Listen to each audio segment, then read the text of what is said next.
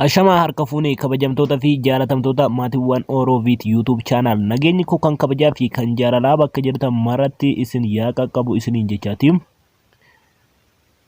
Har'a kanan isiniif qabadhee dhiyaadhee akkamitti akka ilkaan keenya bade yookaan gurraacha'e akka sirreeffannuudha jechuudha. Ilkaan nama xuraa'uu danda'a. Tasan akkamitti akka sirreeffannu yookiin qulqulleeffannee addeeffannu isinitti hima. Hanga xumuraatti na hordofaa, akkasumas viidiyoo koo like, share, comment, subscribe akkasumas immoo namoota birootiif share godhaan affeerra gootii na duuka bu'aa na hordofaa.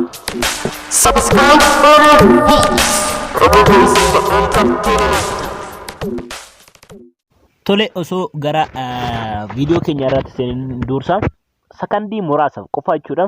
Haala ittiin ilkaan keenya digannu tartiiba isaa jechuudha. Sakandii 15 kan hin caalleef waliin daawwannee walitti deebina.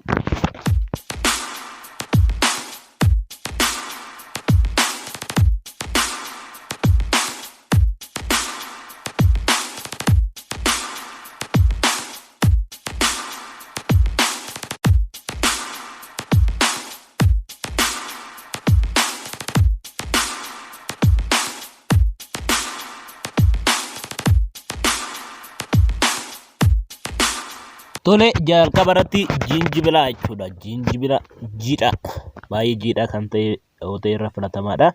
Jinjibila jiidhaa qopheeffannee immurree toon jechuudha. Keessa isaa san quncisnee toon keessaa qofa jechuudha. Quncee isaa haala kanaa irraa quncisna.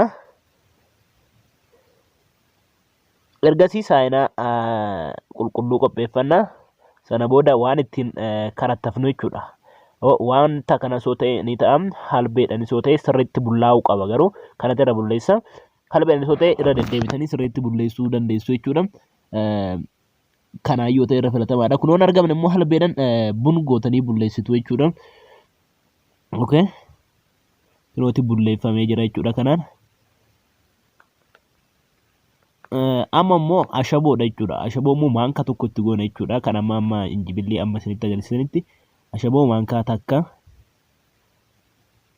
kinooti. Ashaboo maankaa takka itti goone. Amma kan nu hafe loomiidha jechuudha. Loomii cuunfinee cuunfasaa keessa san jechuudha. Firee itti makamuu hin qabu jechuudha. Cuunfaa loomii qofaa. Kana booda saamunaa ilkaanii kolgeetiidha. Kolgeetii itti daballaa jechuudha.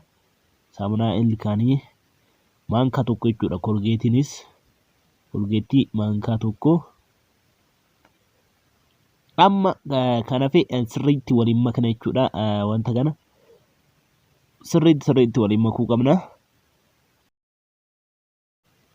Tole kaa amma waliin makne ergi waaranneen booda zayitatu nu hafa jechuudha. Zayita immoo maankaa gimmaashaa itti goone jechuudha.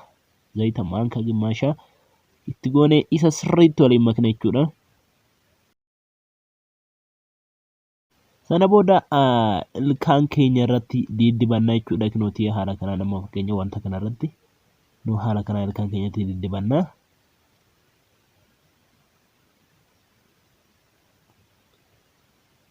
Ilkaan keenya irratti diddibannee daqiiqaa muraasa ofirra tursiisna. Sana booda dhiqannaa jechuudha. Sana booda ilkaan namaa gurraacha yookiin diiman fataa jedhee addaata jechuudha. Egaa barnoonni koo har'aaf qabadhee dhufee taanuma jechuudha. Hanga xumuraatti obsaan warra na hordoftan guddaasaa galatoomaa. Oroviit keessaan subscribe, like, share gochuu hin dagatinaa. Nagaan naaf tura.